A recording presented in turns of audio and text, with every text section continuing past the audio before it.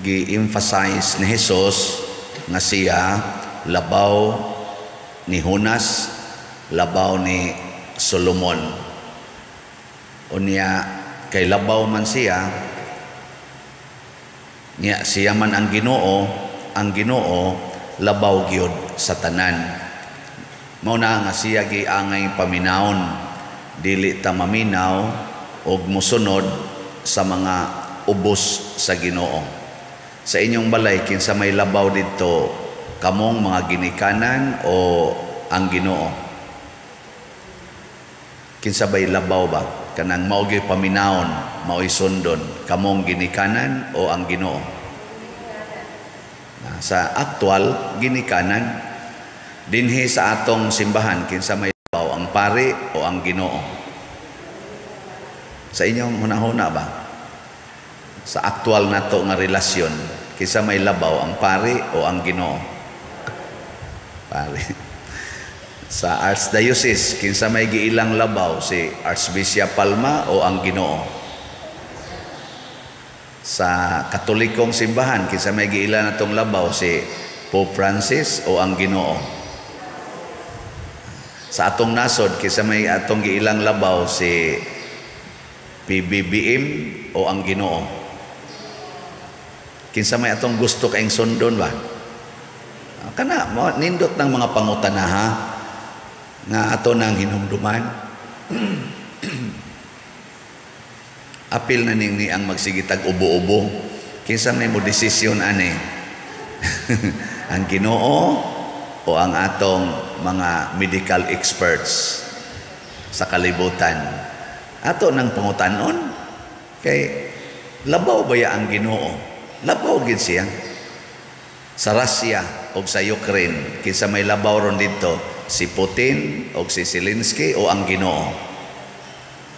Kana mao na diri sa unang pagbasa, niingon ang Ginoo, inyo naman kung gisalikway, gipul-an naman mo paminaw nako, ako rabay galuwas ninyo, pinaagi sa iyang pulong o gahom nga gisunod sa mga Israelita, naluwas sila gikan sa kaulipnan tungod sa pulong o sa gahom sa Ginoo nga gidala ni Moises, ni Aaron o ni Miriam.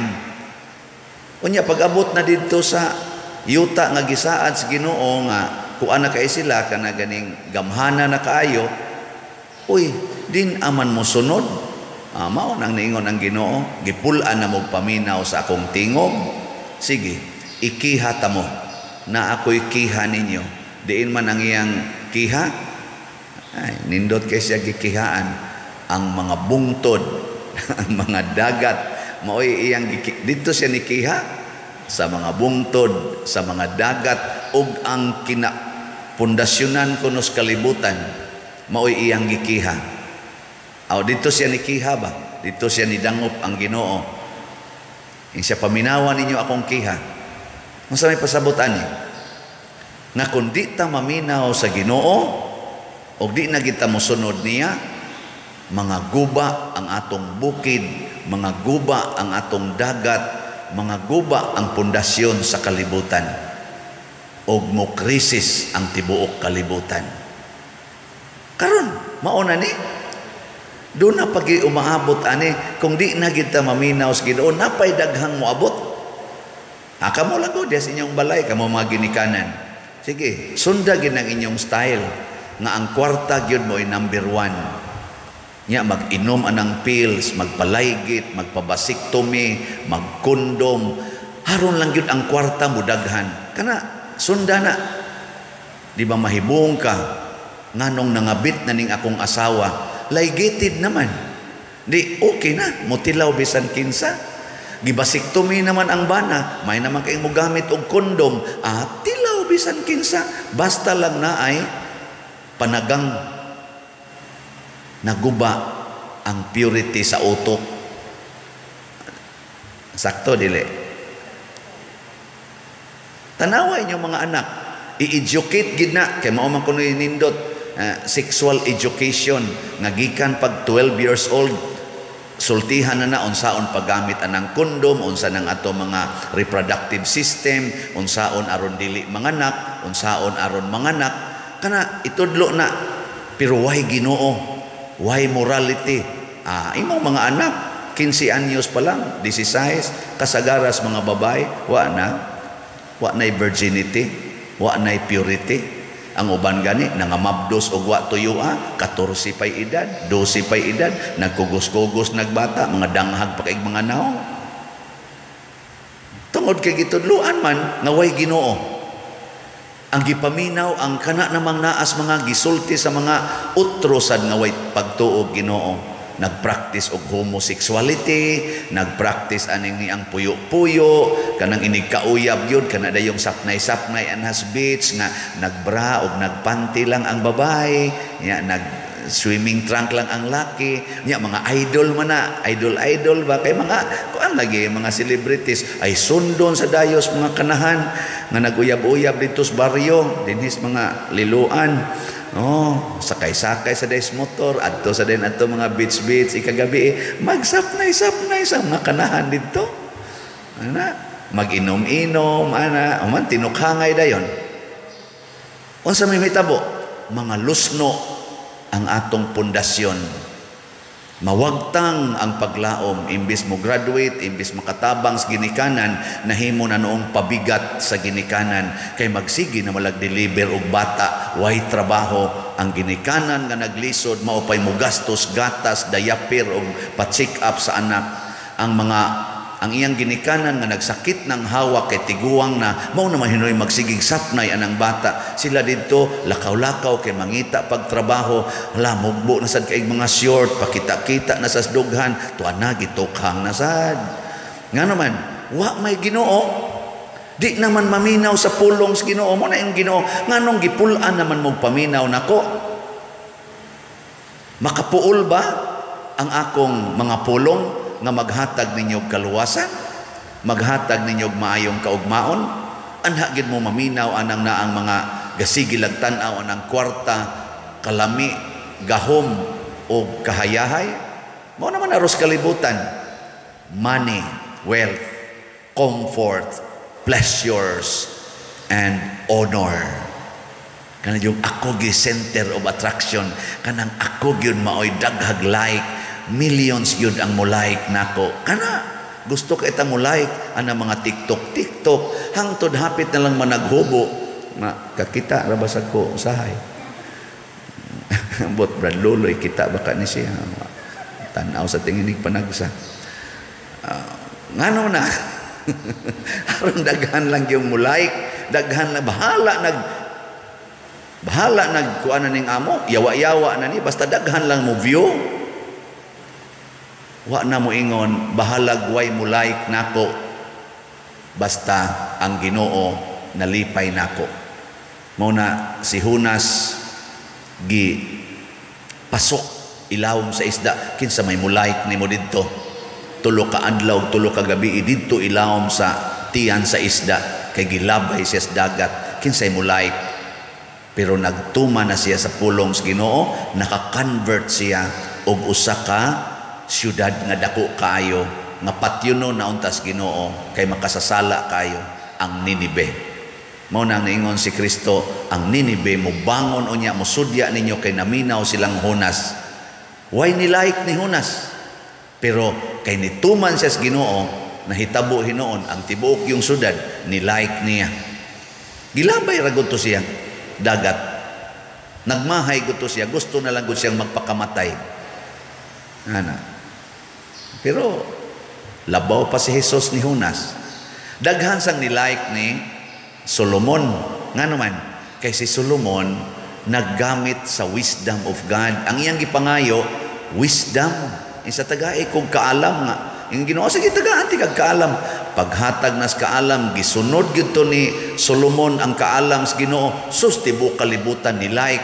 Hangtod gud ang kanini ang katong queen sa south, ni travel og katunga sa kalibutan from south to north. Amo tingal ito. From east to west ba. Basta katunga sa kalibutan, iyang gi baktas, aron lang maminaw sa wisdom ni Solomon. Diin to gikan iyang wisdom nga gigamit gikan sa Ginoo.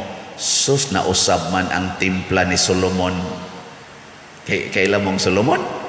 Anak man ni Hari David. Anak ni Hari David ni Batseba kadtong asawa sa sundao ni David nga iyang gikabit una ang iyang gipamabdusan ang asawa niya, gipatay niya ang bana. So anak ni sa babae nga diin si David dagpakasala atubangan sa Ginoo, pero gipasaylo siya mo nang gitagaan siya anak nga si Solomon, unya ni nahimo pag yung successor niya isip hari.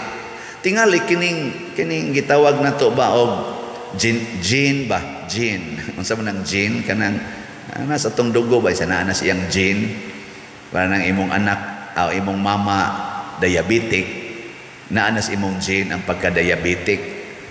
Imong ginikanan himalikas, naanas imong Jin ang pagka-himalikas. Ang imong ginikanan marites, naanas imong Jin ang pagka-marites. Ingon na ba? So kanang sala Jin pud na siya mo bitaw si Adan og si Iba na amon to sila'y sala gitawag itong original sin. Ana asas atong Jin ang original sin nga mapapas panahon sa bunyag. Mao to nga nitapot ang sala ni Solomon pag nindot na gyud kayo siyang gingharian nga murag siya naging number 1, pinakadato, pinakamaalamon, pinaka kaning powerful. Unsa may nahitabo? Iya nasang gitubag ang iyang tawhanon nga panginahanglan. Unsa may una? Kinahanglan ang lami gyud, pleasure, sexual pleasure. Motong nangasawa siyag 700 kabuok, nangabit siyag 300 kabuok nga mga pagano. Ug didto ni apil na siyag simba-simba sa mga pagan gods and goddesses. Nga maoy gods and goddesses sa iyang mga kabit or gitawag na itong mga pagans nga mga asawa. O nawa ng iyang wisdom, ang gisunod na niya, ang gisulti na sa iyang mga pagans nga asawa. Porting sukuas Ginoo, gilusno ang gingharian ni Solomon. Lusno. Basta di na lagi maminaw sa Ginoo, malusno yun. Kanang inyong balay, gusto mong ligon, pamilya stable, kining atong parokya mahimo ning stable, maminaw tas Ginoo, sundo nato ang Ginoo. Sa may gisultis Ginoo, usa na ni ana pamalit mog slat. Kanang inyong kwarta gamita na sa pagtabang sa kalihukan sa simbahan. Kanang tinuod yung kalihukan sa simbahan, sama ani karong kalihukan nato ni Bishop Chopilo Kamumot, Thanksgiving. Dako kay ni grasya kay ug mahitabo gini as plan. Dako kayo ang crowd, no? Ma-enrich sa grasya sa Ginoo gikan sa panig-ingnan ni Bishop na karon Venerable Chopilo Kamumot. Og dako kay nig-impact sa pagpalambo sa tong pagtuo kung gamiton gyud nato ang Dios non nga pag-celebrate, which I think mao man gyud ang tumong niini ngong Thanksgiving. Usara ni ka-event pero gastuhanan ngano man ang masag ang Ginoo mo imong pabayaron sa accommodation o sa kaning pagkaon nga kita may muluto. So kita mo bayad pero dunay grasya nga nagpaluyo diha. Kinsa tong mutampo niini matud pas Ginoo, akong piluon ang inyong mga grasya. Bakakon ba ang Ginoo? Dili. Natuman ba ni? Of course, di na nimo pangutan-an ang daghan kay mga tao diyang gasunod sa Ginoo. Usa ra gyud testimonya. Bisan kay dinis ato na gani pamilyang ni ari diri, luha-luha gyung mata. Pader, nisaad palang gani mi pader nga mohatag mi daghan ra jud kay grasyang niabot pader. Sulbad gyud ang among nag-una nga problema nga nakapastress namo. Nisaad pa lang sila. Naku unya inyo nang gituman sa upadong na mis opisina pader. Mopalit na mi. Naku unya di na matuman. Muundang na sad mo. Mo na sa itong style ra ba? Og di sad matuman, muundang. Ayaw, padayon. Gitawag na siya perseverance, consistency, fidelity, loyalty, faithfulness. Mo'y tawag ana, mo na gikinahanglan sa Ginoo. Na si Jesus, ingon siya, bisag ilubong pa ko siyuta, okay ra gid na nako. Di na lang ko nang milagro-milagro nga gusto kay inyong tanawon. Tanawa lag unsay mahitabo nako kun ilan akong ilubong sa yuta. Mubangon ko tungod kay naay Ginoo. Nya kay mubangon man ko kamo sang tanan nga ilubong uban kanako, mubangon rasad. Dili tungod sa kwarta, dili tungod kay daghang mo like or mo view sa imong gipost, dili tungod kay viral ka diha, kung dili tungod kay nagsunod kas pulong sa Ginoo. So salamat sa atong kaigsuonan nga namalit og slot para sa biniris Thanksgiving. As of yesterday, nahalina na taog 3,284 ka slots. Pakpak masad. Kani mahurot gid tingali ni. Naana lang tay siyam ka adlaw niya ang atong kuhaonon napay 3,716 ka slots. Inyong paminaw, mahurot ka ni? Na di mahurot ka, jutay ra ani. Ang ato ganing ang ato ganing online parishioner lang daan, abot naman ganing 100,000 kapin. Niya, sus, og mamalit lang, bisag tag 250 lang kada usa. Wa na ni, hurot na ni no? Wa na. Padada yung mo sa inyong kwarta diha. Nya unsa may ibugti ni Bishop Chupilo Kamomot, ang grasya nga Dios nun makakita sadta sa kalinaw or makasinati ta sa kalinaw, kalipay, kahiusa o kauswagan nga Dios nun. Kay kining atong kahiusa o kalipay o kauswagan sa kalibutan nga dili Dios nun, mukalit lang nig collapse. Sama ani karong atong economic progress sa kalibutan, kay high-tech naman kuno kaita, maggubat bitang Russia o Ukraine, ni collapse lang dayon. Di ba? Alabaw na gyud og mugrabe na gyud na. Kay padung pa man na, mura og sakayo pa na, mao pa may pagsugod og silaob, wap ang man gyud na mo full blast gyud.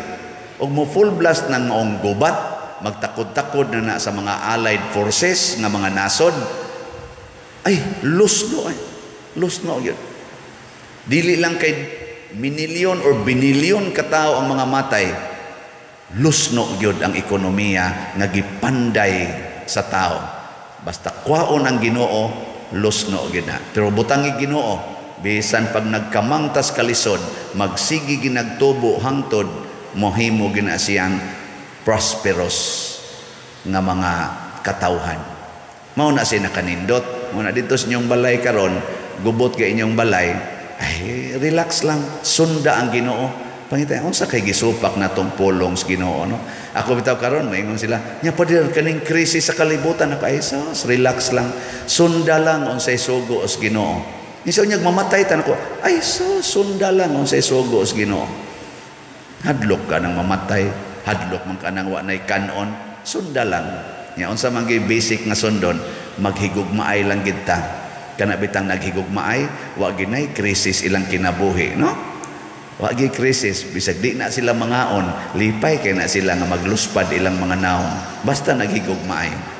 Kana, ora na itong buhaton ko, maghigugmaay lang ko tagod. Kamo sa inyong pamilya, paghigugmaay mo, ay mo pag sig-away anang kwarta, paghigugmaay, ing nadayon nga, you and I, in crisis, but in love, ay sus, malipayon. Ako bitang uyab sa una, eskwela pa mi.